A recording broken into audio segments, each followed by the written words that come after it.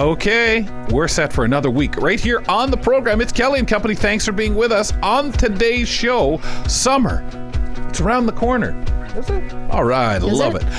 And a whole new crop of food, Nazreen, will soon be available. Is it a benefit to eat seasonably? Nutritionist Julia Carancha says to us, hell yes, and tells us how.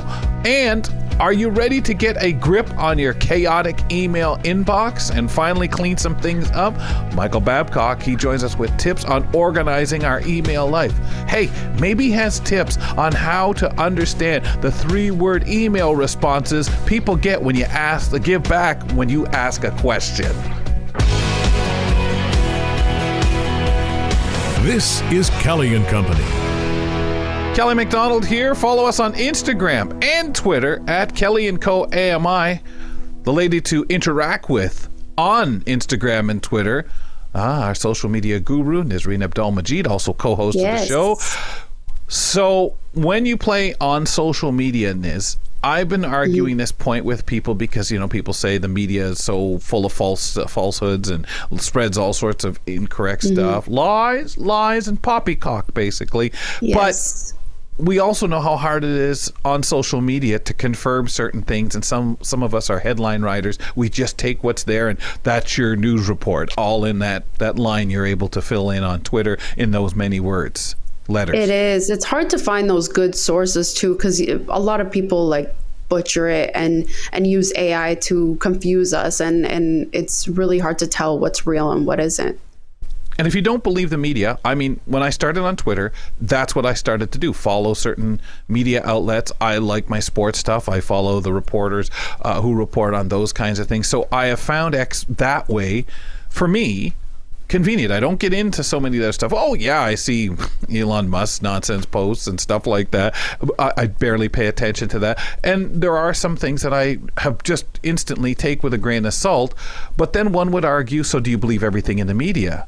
And I'm not really sure how to answer that, because no, you can't. Every reporter has their take. Everything that you're allowed to put out there, every outlet is going to, well, no, let's take this take. We're really hard on Pierre Poilievre, and that unfortunately is going to come through. Or everything he says, Fox News says, is ridiculous. So you're always going to have those different angles, and you have to do the mix. You have to. I remember when I was talking to some of the people from CBC years ago, I went there and they said, you gotta read at least 3 papers a day. You gotta check out different resources. Don't stick to just one, or you really start getting colored by that. But also the accuracy part of it just falls away. You can't be blindsided. I have to tell you, this is a number I'm making up in my head.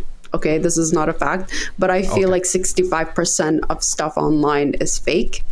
So you have to be open-minded.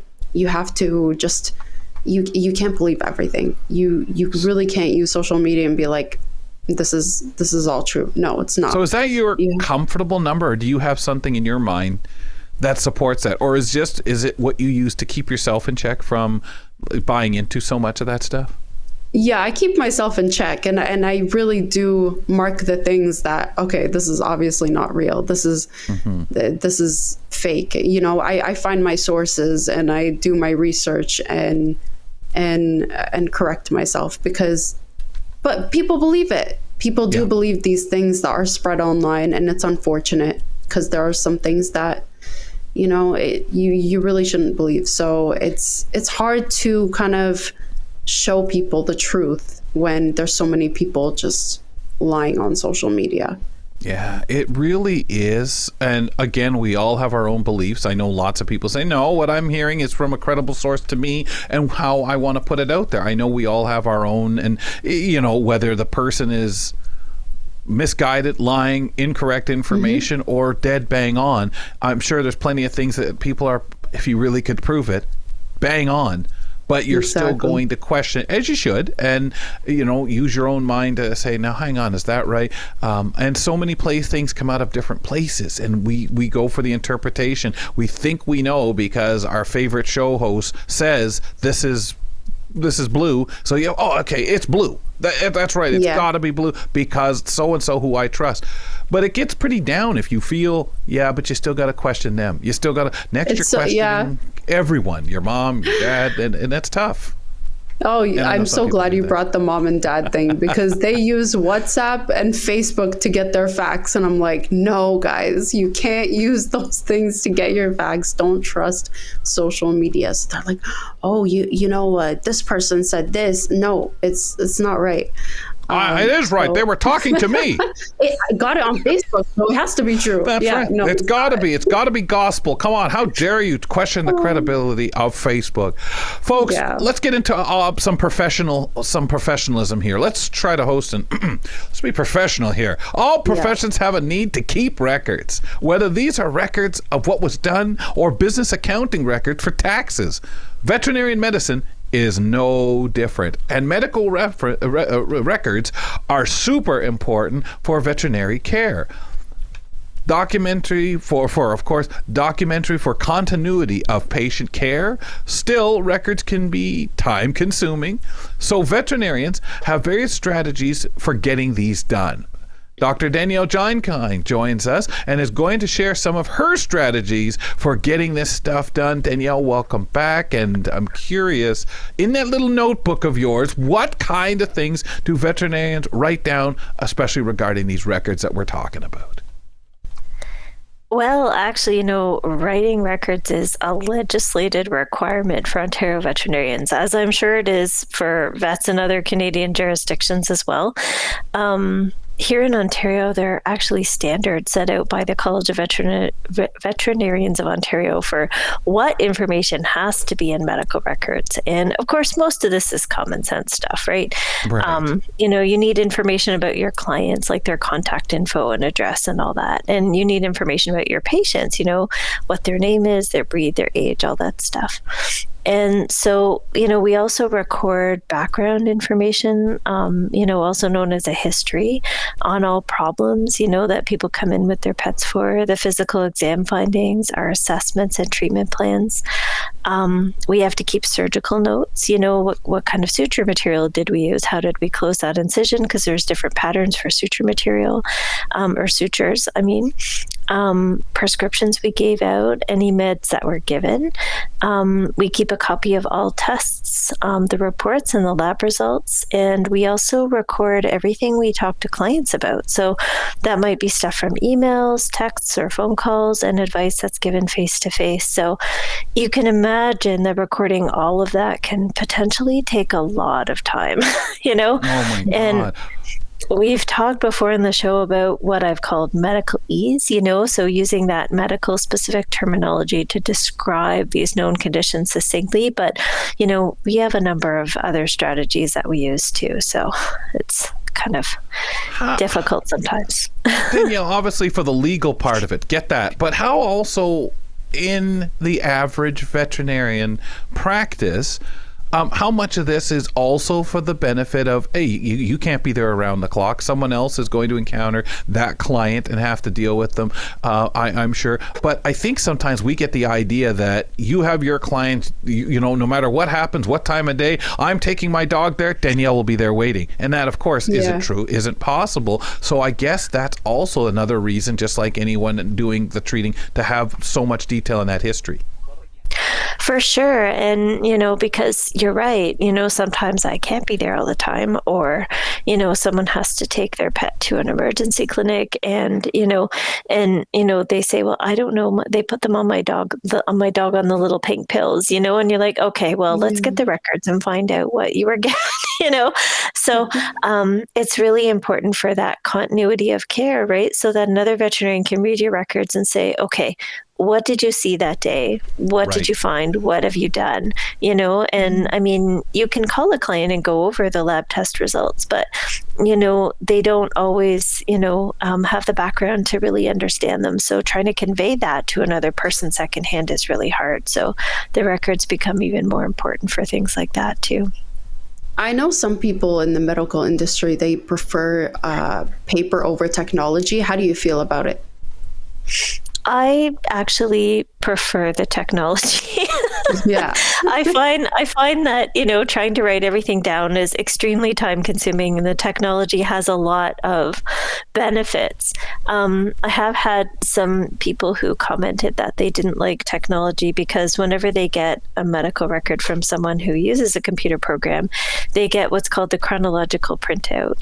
So that gives you 500 pages with organized by date with every single entry that was ever put in. But when you're looking at it on a screen, you can actually click on, here's the vaccine tab. If I only want to see vaccines, I can do that. If I only want to see prescriptions, I can do that. Only lab, only client communication. So you can sort it, which you can't do if you just have a big long printout. So Yeah. it can be a lot easier to get through. Danielle, how long has the technology been there? Like in this fashion, when you started out, were you paper or were you always in some form of computer? And did you find the learning curve for someone like you're describing program here? Hey, there's that tab, I can click. There's that learning curve for so many people. If it's not something they're used to, has the profession always been ahead on this kind of thing? I would say when I first graduated, I was working out in a mixed animal practice in rural Ontario, right? So Yes. it was paper records back then, I think they had a computer system for billing, but not for records.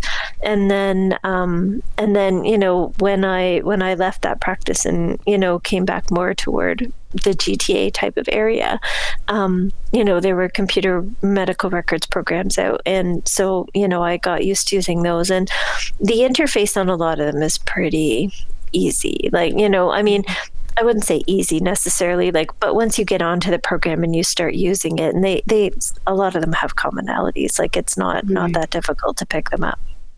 Okay. Is there shorthand?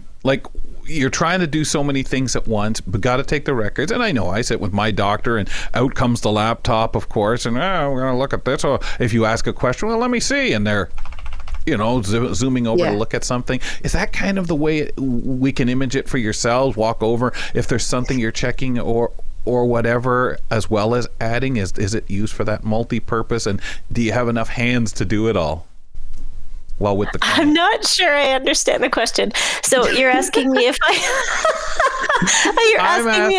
if I consult the computer while I'm in an appointment? Not so much that. I'm not going to go into that as much. I'm just more smiling about that with my with the medical people. But more so, do you have enough hands to do everything? Because we're dealing with a squirming, moving pet and everything like that. So is there shorthand so that you can later on go back, clean things up and say, oh yeah, I remember this, remember that, and that's what I was saying? How does that work? Because it's a little more, I'd like to think doctors don't necessarily have a patient squirming all over. Yeah. I can't speak for every veterinary practitioner out there. I know that, in the practices where I've worked, the appointment times are longer than what my physician gives me when I go into the doctor. Right, for sure. So, I think I asked my physician one time how long they had per appointment, and they said something like 7 minutes. I was like, oh my God, how can you even do anything in 7 minutes? But, so there's that. And also, with a pet, you're right, they squirm and they try and jump off tables and stuff like that. Generally, I am not the one responsible for holding them on the table. That's either a staff member or, a client under some circumstances. And so if I need to write something down, I will go and write it down, and do that so that I don't need to multitask records and holding on to somebody's pet at the same time. And I'm sure you use abbreviations to help you do fast-paced writing. Right. Yes. So, we do definitely use some abbreviations,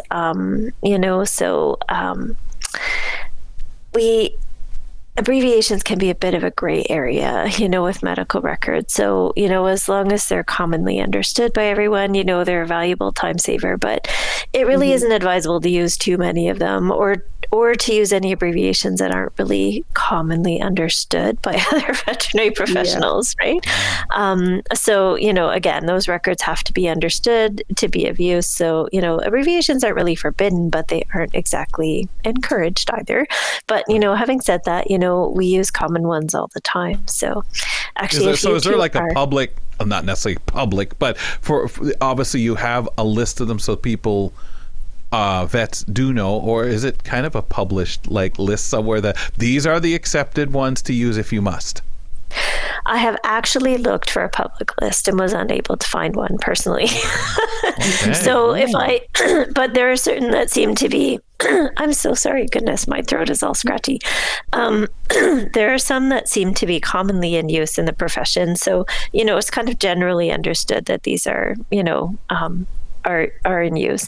But also, there actually is a requirement if you use anything different that wouldn't be commonly understood to keep a list of those, So that's definitely something, But if you guys are game, we can do a little challenge, so I can give you an abbreviation that I might see in a medical record and a sentence where it might be used in context. And then you can see if you can guess it, and then whoever gets the most bragging rights, or whoever gets the most can have bragging rights. And then, like I say, if you guys want to challenge me on anything in broadcasting or disability, I Niz might is going to pull up a list there and challenge you. But okay, all right. What's your first one? Okay, so TPR. Oh, and it would be like in the context, it'd be like somebody might say the TPR was normal. Take part. Oh.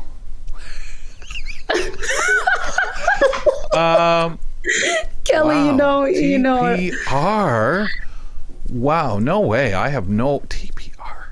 Like I was going to think, is this the blood pressure or something like that? But there's no blood, there's no pressure, and there's no B. There's nothing. This is like a really standard one. Okay. Oh, wow. Okay. What is it? Okay, standard. We can't even get the standard one. Okay. Temperature, pulse, and respiration. Those are three good things that we heavens. take I feel like all the time. I was close, tad bit there. What the heck is Yeah, that? you That had sounds like a time. noise. Oh, I was going to say, that to me sounds like a noise an animal makes. Tad bit bear. Wow. Oh my God. All right. What's your next one? Oh, man. You guys don't want to hit me with one. Okay. Niz, you've got your list there. Go ahead. Okay. You've got a list. I don't have We'll anything. go I'm a with the broadcaster. basics, okay? Yeah. What does AM stand for? Ooh. Oh, wow. AM, can I have a context? It's I don't know if Z10. No, you could use 10 like CFRB on the Yeah, AM there you band. go. Oh, it's something meridian. Anti-meridian? ANTE?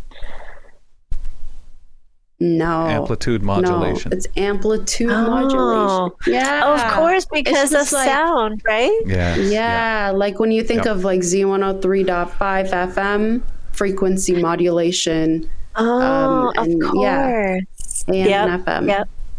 Geez, we might not Okay. get any of them for each other. Exactly. This is hard. All right, your It's going turn. to be easy. Your turn, Danielle.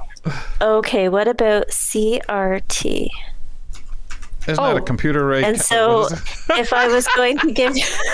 A cathode ray too. No. Well, and these things sometimes mean different things. Like, like HBC for most people means the Hudson's Bay Company. yeah, For me, it means exactly, hit by car, right? So, my it gosh. could be so. Anyway, a context for the sentence. I might say that the CRT was less than 2 seconds. Oh, Come on, Niz. You'd know this.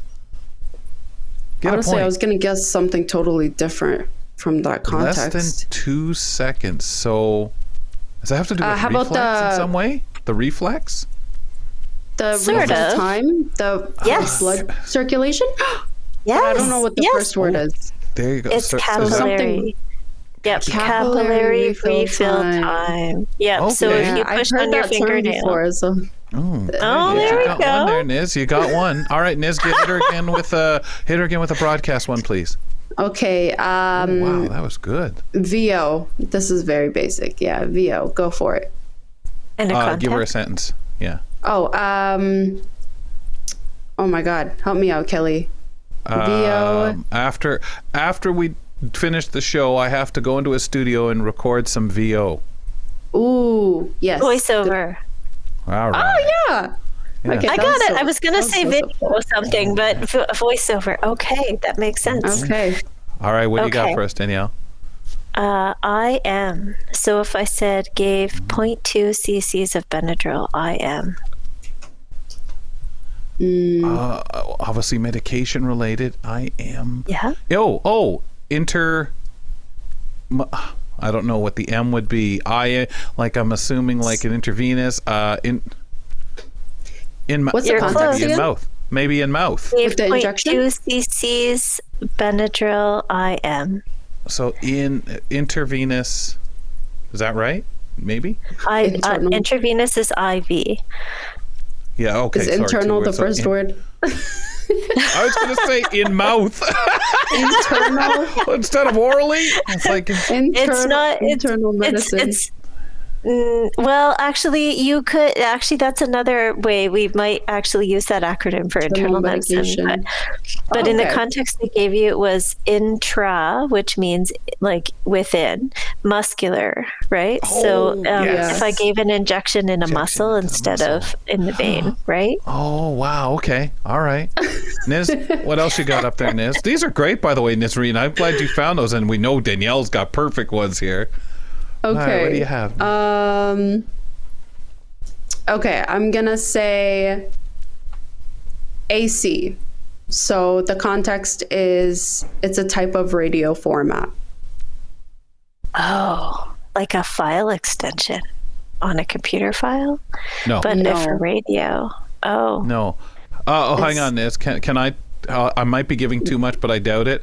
It's a format of what the station would play, a format of music. Ooh, yeah. Is that right, Niz? Yeah. Okay. I That's want to be right. sure That's that right. I'm sitting there telling her because I don't know what her list Got the is, Danielle. abbreviation, Kelly. I see. AC. I want to Yeah. say air conditioning, but that's not right in Me the too. context. Right. At first, that's what I thought. AC.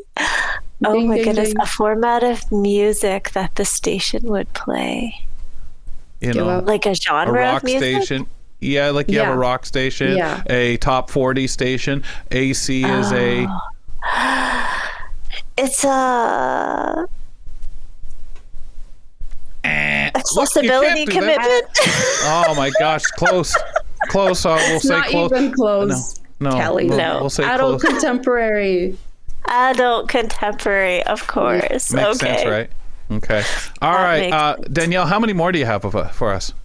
Oh, I could go all day. So you tell me how Okay, many let's- more we have time for. Let's throw one more in.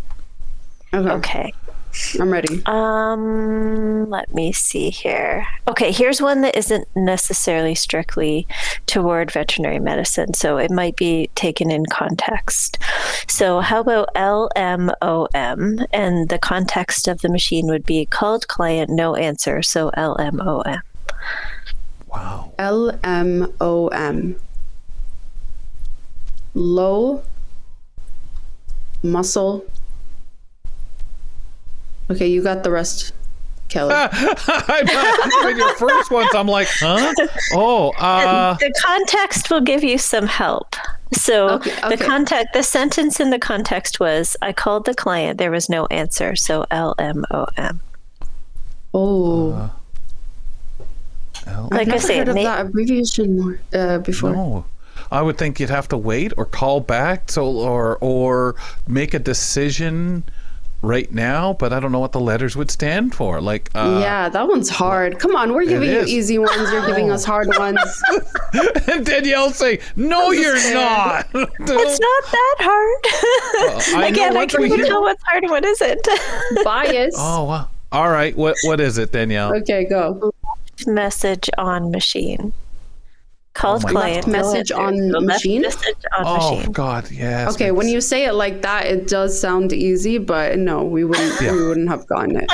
left on machine. I got low and do you muscle. know what that? You know why that is? You know why that is, Danielle? Because Nizreen and them. What machine? It's your voicemail. Yeah, There's no machine That's anymore. so funny. It's That's so true. All right, and At there's one least I more for stayed her. away from like TPLO, which is like tibial plateau leveling osteotomy. Oh, I didn't even get into good that. heavens. So, Oh, good okay. heavens. All right, Niz, stay away from the hardest one then and give her one Okay. more. I gotta We'll give be her fair. okay. How about PSA? We're gonna. Yeah, that's... Oh, okay, good. Yeah, good. this is pretty easy. So Yeah, that is. it's not a commercial. It's a PSA.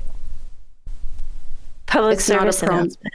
Yay! Okay, see, like, we gave her Yay! the easy one. She's giving us the hardest ones. And that's because of business, right? That's kind of that one that everybody knows. Oh, yeah. Danielle, awesome. Thank you. This was fun. Oh, good. I'm glad you had a good time. Well, of course I did. I didn't get any, but Yeah. that happens once in a blue moon. Thanks a lot, Danielle. Thanks. We visit with Danielle, our veterinarian, every week here on the program. Every second week, we get into some amazing conversations like that. And often, when questioned, since I'm, not really the most knowledgeable animal person, Nazreen is left looking really bad when she doesn't know the stuff she should know because she is. Yeah, you should know too, by the way. It's not just me left on the table, okay? I know. It was kind of interesting, wasn't it? I thought that last You're like, one, okay, left Mr. on Rico, machine. you got it. Oh, left on machine. I, though, being, the senior operative, I probably should have kind of figured that one out. Because I was like, okay, you're leaving a message. What are you doing? You have to. But there it goes. It just totally I was just sticking to like medical words, Yeah. like pieces too. that to include, but I wouldn't have gotten that. So that's pretty dope. I must admit, your amplitude modulation, that one, no problem. But FM for a second caught me too. I was like, oh, what the heck is the F for again? I always remember frequency modulation, not amplitude. So that was funny. Yeah, I have no idea how come the amplitude modulation sticks in my head. I don't know if it's from just lots of old stuff that I've listened to. I have no idea. Yeah. But thanks for being with us, ladies and gentlemen, on the program. We are here weekdays, Monday to Friday, and you can find us on AMI Audio and, of course, on YouTube. You can check us out and subscribe to our podcast. Summer's around the corner, and a whole new crop of delicious food will be readily available. What the heck does that mean, Nazreen? Is this a benefit to eat seasonally? Let's chat about it with nutritionist Julia Caranchis. Julia, welcome back. Hi, thank you. I love it. This is one of my favorite conversations we have on the show because we talk about so many different things that are available, and all you do is give us ideas. So what exactly is eating seasonably, and what are the benefits? Yeah, this is one of my favorite things to chat about as well. I love talking about eating seasonally because it's great to support the community in which we live in. And not only are we supporting it, but it is a benefit. So it's a benefit with a couple of different, aspects to it. So it's a benefit because the food tends to be a little more cost effective, right? Because you're not absorbing the transportation and fuel cost of having something shipped or driven from much further away. And you're not, paying certain duties and things like that might be coming from even further away. So things are more local. And because things are more local and they don't travel not only not as far, but not as long time-wise, the fruits and vegetables are able to be harvested closer to when they're naturally ripe. So they tend to taste better, and they tend to be sprayed with less pesticides, chemicals, things like that preserve them when they're on the trucks or ripen them, because if they have to travel from very far away, they're picked before they're ripe, because if you pick it when it's ripe and then it travels for, days and days, it's going to be not in great shape by the time it gets to our Ontario grocery stores. So there's less stuff done to the fruit, and it does, contribute to better taste. And then you're supporting the farmers in the community and the area and the province that you live in. So it tends to be a little bit better tasting. You're supporting the community, and the food is not as sprayed. It's not as treated. Because it really is a weird feeling, Julia, when you think about the food tasting different, or maybe tasting the food as it actually is meant to be tasted, or by that taste and stopping and saying, gosh, this doesn't taste right. I remember when they knocked smoking out of bakeries and inside and places, you were not allowing it. And I remember going and getting donuts at Tim Hortons, and they didn't taste right because I was so used to them being infected by smoke and what it did really to them. makes a big difference. Yeah, it Isn't that does. And I wild? would have. Yeah. Well, it's crazy when you think about it. So in this aspect, for someone in your position, Julia, would you, those of us in a position to be able to really take advantage of this seasonal, to get a part of the year or as much of the year as possible without having these things added to it, health-wise, does it alarm you? Does it concern you as much as the stuff is to make it last on a truck and that? But does it made you over the years recognize toll that it might take on our health overall? It really, yeah. And I think it also really draws attention to the food industry and the agriculture industry as a business, as opposed to part of our health industry. Yeah. Because food is it is a key component of our health. And there's whispers now about a new treatment to fruits and vegetables where it's almost like a coating that goes on the fruit and vegetables right now on things like, Apples, avocado, right? where you don't eat the skin. Okay. Because I thought apples were almost like that too, that they were put in something and sat for ages so they would last because of the harvesting practice. Almost like this waxy coating that protects it. And although we don't have any studies right now saying it's so bad for us, you have to just always be weary about man-made things going on, natural things that don't need it. This fruit comes with skin to protect it anyways, and so I just always think you need to proceed with caution, because every time you're eating something that's got something added to it, it could potentially have an accumulative effect on the body. And, there's just so much unknown. And with natural, people have been eating apples for thousands of years. So we know that if we just eat an untreated apple, it's fine. Yep. Just chase the worm off. It's much more flavorful. Yeah. Yes. Yeah. Like look at the difference of when you eat fruits here versus somewhere in Jamaica or Mexico where they don't spray any chemicals on it. It's so much more flavorful, tastes different. Yeah. Eat as much as you want. But what are some summer seasonal foods to look forward to? So, apricots. I think everybody should try some apricots. They actually harvest in late spring. So that is pretty cool. And beets, green beans. Green beans, you'll notice that taste when they're in season. Those are coming up this summer. Corn, I think that's one of the most common. You're not even going to find cobs of corn. Barbecued corn? Yeah. Oh, yeah. 100% barbecued corn, or a giant boil happening. And corn, eventually, you get it for just a couple of cents a cob, which is so cool. So cheap, right? You get this lovely fresh vegetable for so cheap, which is the added bonus. Figs, blackberries, a lot of blackberries come into season, which is really nice. And then, my favorite is the cost of cucumber. If you buy a cucumber in the winter, it's $2. If you buy it in the summer, it's 77 cents. And so there's that aspect as well. That is a massive price difference when you buy huge food in season. And it's got to be so ridiculous right now. Again, doesn't affect me. I don't like cucumber, but I digress. But the other stuff, green beans, but the other stuff, really, that's amazing and really good stuff to get locally. I never thought of figs that way, even though I know they're here.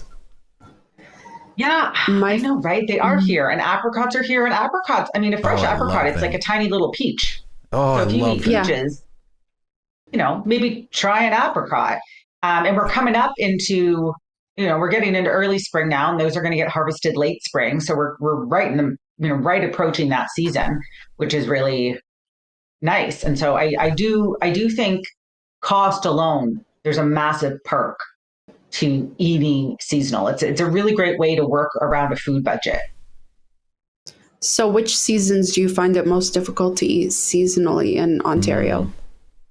Well, winter. I mean, we do have greenhouses, and so you can find Ontario grown things. But these are, grown in a greenhouse. There is slight difference there. Also, there's obviously extra costs associated with growing something in a greenhouse versus the open field where it's sunny. And so there's that going on. I think spring and summer are the best. I like fall. That's when you get into squashes. I like Yeah. those root vegetables. That's like root vegetable time.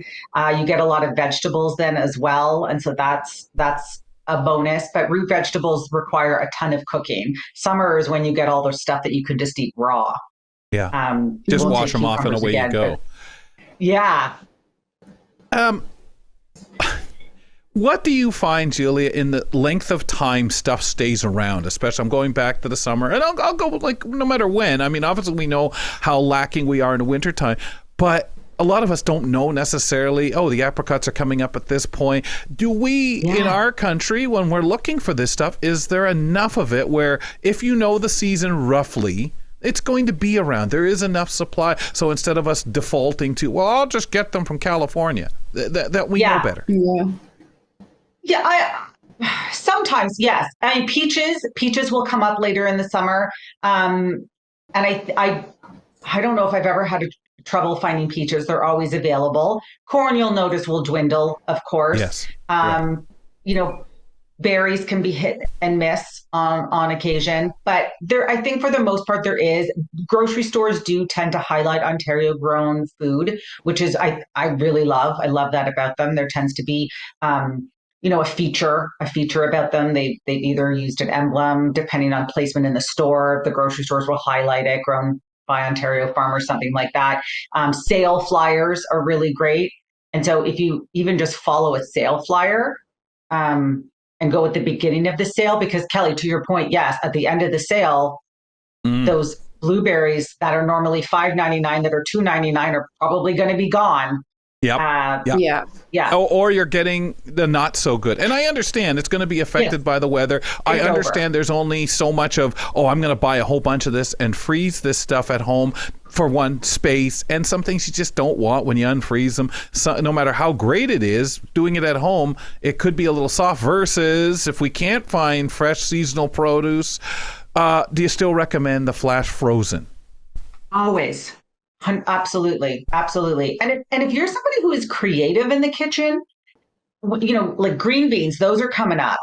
If you are somebody that's creative, you can pickle those. You can jar beets, jar the beans if you like that flavor. I personally do. So this is something that does really appeal to me. I have a cousin that does it, and I get to enjoy these beets for months on end because they've been pickled and preserved in jars. And so that's another way you can also save on food is you can buy larger amounts of these in-season fruits and vegetables and jar them.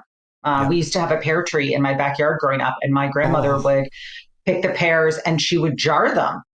And we would have them all year from our tree. I think that's how come I think that's where I don't necessarily know the real taste of a beet because I'm so used to them jarred and pickled.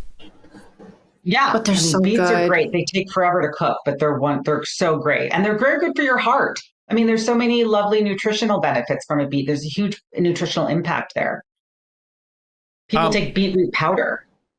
So we've had that discussion because of the discouragement so many people have had. Do you still hear it now with people when it comes to flash frozen? Do you still have to really convince people it's good for you? I don't. Fine. I haven't had to in a while. It's an interesting trend that I can reflect on. I do think people are open to buying frozen. I think the cost. I mean, I don't know actual, but I do think that, the food is so expensive these days. And so you can get frozen stuff on sale. It's a great way to stock up on an actual vegetable that isn't going to totally drain your bank account. So I feel like people are open to it. I haven't heard very much pushback about it. And I hope that's the trend. Yeah. Because it is very, they're great frozen. I want apricots now. You've got me on that. Julia, thanks a lot. Ooh. Thanks. We'll talk to you soon. Julia Cranches joining us on the program. She'll be back. And next time, we'll be talking cheese with her. I didn't know if you'd be an apricot person, and I'm so used to kind of the dried apricots, so I don't want to sit there and sound like Mr. Big Apricot Man, because I tend to eat them, dried where they have a bit more sweeter. I'm not sure, but what particular of the homegrown in the summertime do you think you look forward to? That barbecued corn? The barbecued corn. We have this thing that every summer we have to go to so many different types of small owned businesses. Oh, yes. We'll drive around like different farms, and we'll see people actually set up a booth full of their corn because they grew those corns. So it's nice to support these small family owned businesses instead of buying them from like a big company, and they're not as fresh, but they just grew them. It's fresh, and they didn't spray any pesticides on it. Even in Toronto, you find all those little places, the little market on the sidewalk and stuff like that. Farmers market. That's what I love about summer. That's what I love about summer and fall. Those are the best. Yeah. Wow, really cool. I love it, and I think it's great. And no matter where you are, you can find those in so many places, whether it's just on the side of the road or that person in a market downtown, the Saturday market, whatever it might be. So really great. Hey, buy local. What a great chat we had with our nutritionist. We recorded that last week. We're looking for members of the disability community to join our AMI research panel. Our research panel guides us with every decision that we make here at AMI, including programming, media consumption, and accessibility. Participants are compensated for all long-form studies. For more information or how to join, go to ami.ca/panel. Hope you'll join up. Love to have you on board. Also, folks, email us at kellyco@ami.ca and give us a call, 1-866-509-4545. Always like to hear from you. Maybe we can even use your comments on the program on air. Nisreen? So we often get a lot of emails, and most of us, me, tend to leave it all for years in our main inbox. Ever thought of going in and actually organizing it? Michael Babcock is here with reasons to take care of our email inbox and suggestions on how to get it done. Michael, welcome, and tell us, how do you organize your messages? Oh, I hope you didn't come to this segment expecting a answer that's going to solve all of your problems. Because man, my inbox is a disaster. I was working with someone probably 2 weeks ago, and she has like folders 10 levels deep, and I'm like, how do you find anything in there? Wow. Yeah. It reminded me of a computer, like your documents and stuff like that. So definitely can be a bit overwhelming for sure. What about you guys? Are you guys organized with your email? Because I just let stuff like Nazreen sit there in my inbox. That's what I do. I mean, I know of people who delete anything they don't consider they need anymore, and then they'll send an email out to you saying, hey, what was that you sent me last week or whatever, when it becomes pertinent to them. I leave things thinking, at some point I might need to know this, or even knowing I'll go back and get rid of this after we have this event in 2 weeks, and that never happens. Niz? You know what my problem is the fact that I have so many subscriptions with things that I forgot that I signed up for. For example, like when I go to H&M and I buy something and they ask me for my email, and I'm like, go for it. They send me newsletters after newsletters and newsletters, and then I just give up on deleting. In the beginning, I used to delete all the spams or the subscriptions, and then I just gave up. So, Michael, I know you're going to judge me for this, but I'm going to tell you the number in my inbox. Okay. It's 4,250. Oh, that's not bad. Okay. Like no judgment here. I gave up. I gave up. So I'm like, I think I'm at 2160 right now. Last time I looked, every once in a while. So we're talking about how to keep this organized. So every once in a while, and this is a hint to anyone who sent me an email, I'm like, hey, I never heard back from you, Michael. Why did I hear back from you? Every once in a while, I get frustrated. I'll just go into mail and do Command A, delete. And I'm like, if someone needs me or it was important, they'll follow up with me. So I am guilty of doing that. I haven't in a little while, but every once in a while I do. I also, especially since I started working with this particular client, and I started a new job in February, and that comes with some implied organization. And so I have started to put stuff in more folders in Mac Mail specifically.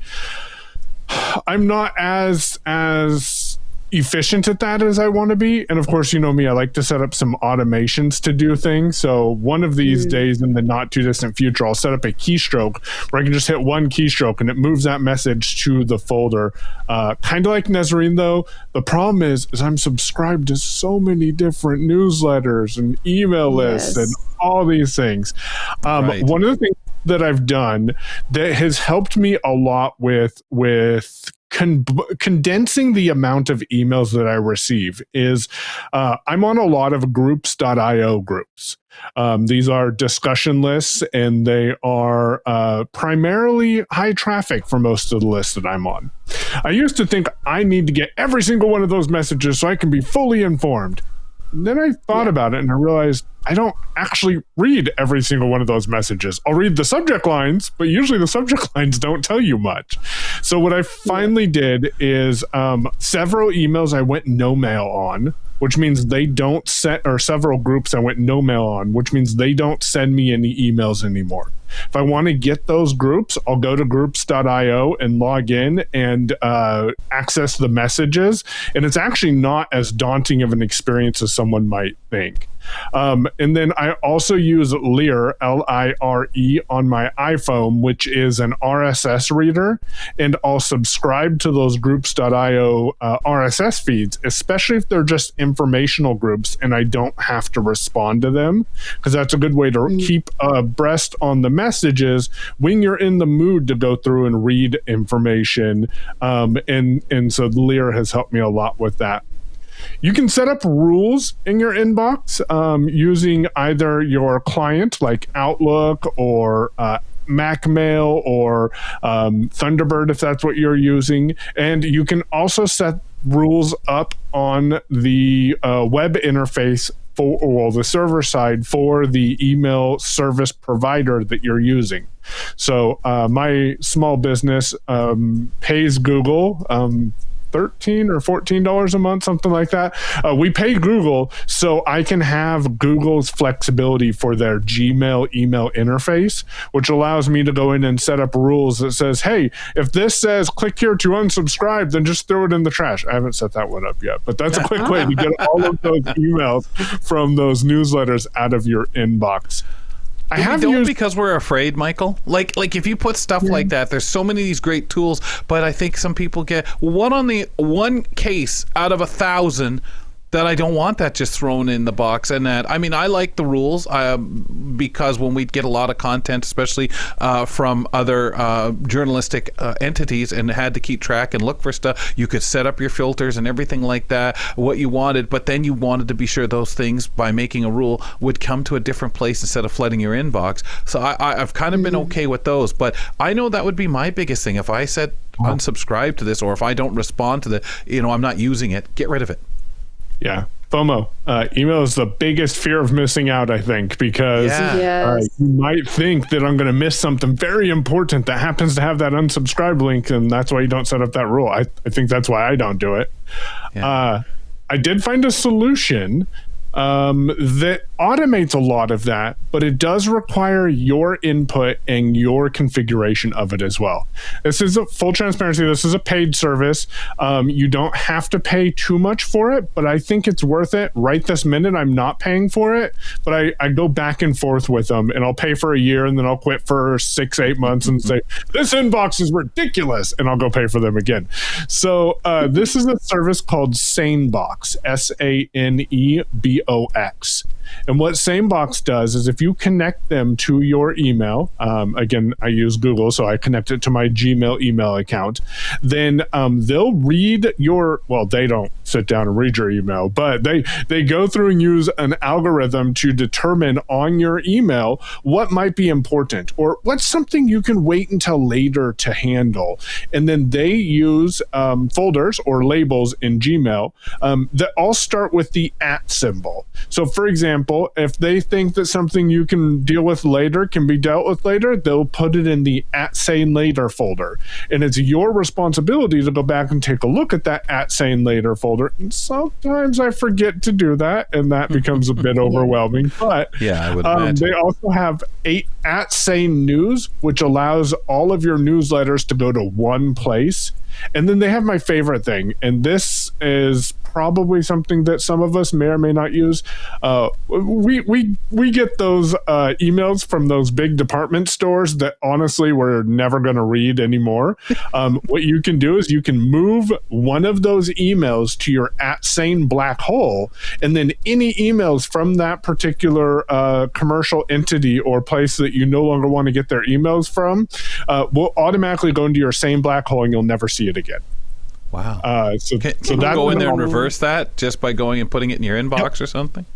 Yep, you can go back in and reverse that if you want. You can actually log into their web portal and take a look at all of the @Sane black holes and then remove those. They also offer another feature, which is part of their Sane Later feature, but it's like snoozing a message. So let's say Kelly sends me an email and says, hey, let's talk about this next week. And then I'm like, well, I'm not going to put my notes together until next week anyways. I can forward Kelly's email to monday@sanelater.com, and then delete the email, and then it will just resurface on Monday, which is really handy because often you get emails that you don't want to deal with for a couple of weeks, or someone sends me something about the ACB National Convention. I'm not going to deal with that till early June. So I'll send it to like June 6th at sanebox.com, and then it'll pop up on that date. And that's really helpful. Yeah. Unroll.me. I know. Oh, go ahead, Ness. Yeah. I was going to say, I know I feel so overwhelmed when I just see the pile of emails and I don't even know where to put what and try to organize them. I'm going to get a coffee and come back later.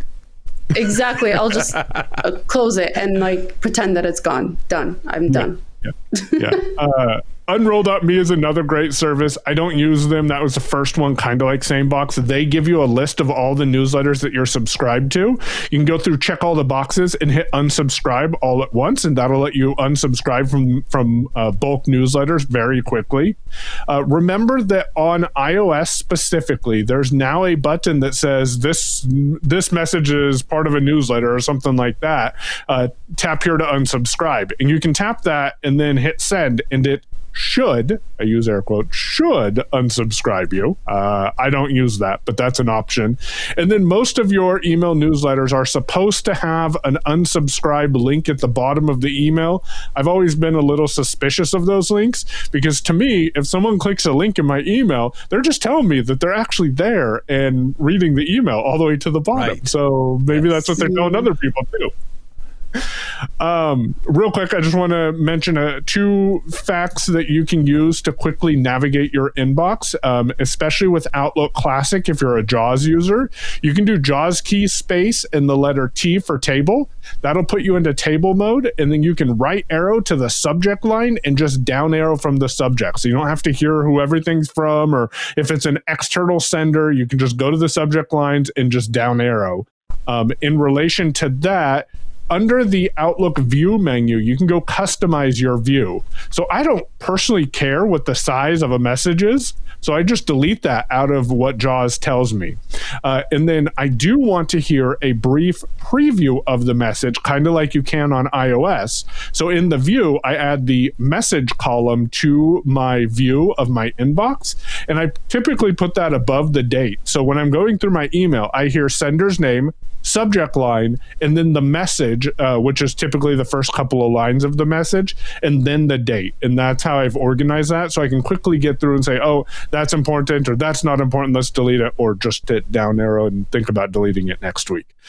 So that's a couple of tips for organizing your inbox, and definitely hopefully you found that to be useful. Oh, Mac Mail is why I wanted to mention that. If you go into Mac Mail, you can go up to the view menu and enable the classic view, which will allow you to also go over to your subject lines and down arrow from that subject line to be able to quickly peruse what messages are in your inbox. Awesome stuff. Now it's time to face the music and actually deal with my inbox. Okay, I can't. Can I outsource my inbox to you? Yeah. I want to give you my email and just let you deal with it. Hey, AI, where are you when we need you? Yeah, exactly. Thank you so much, Michael. You guys have a great one. Thanks a lot. Thanks, man. You too. Michael Babcock will be back in a couple weeks to talk more about tech. Let Michael or AI do the emailing.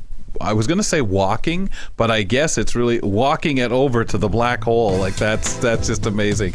Niz, we'll talk to you tomorrow. Talk to you tomorrow. Nazreen Abdel-Majid will join us on the program along with Alicia Grace Chenier with starting our program with a very interesting discussion, but also on the show, a conversation we had earlier that we're going to bring with you. On that next show, what if the Mona Lisa could sing? And the sound of a masterpiece, blind composer Bobby Golder reimagines iconic artworks like Monet's Waterloo Garden through immersive soundscapes, painting with music. Sound of a Masterpiece is a project born of inclusion that proves that accessibility doesn't just level the experience, it elevates it. And we sit down with Bobby Golder to figure out how, as he explains it to us on the next Kelly and Company. We're waving at you. Thanks for tuning in to Kelly and Company. Follow us on all social media, and don't forget to like and subscribe to the channel for more.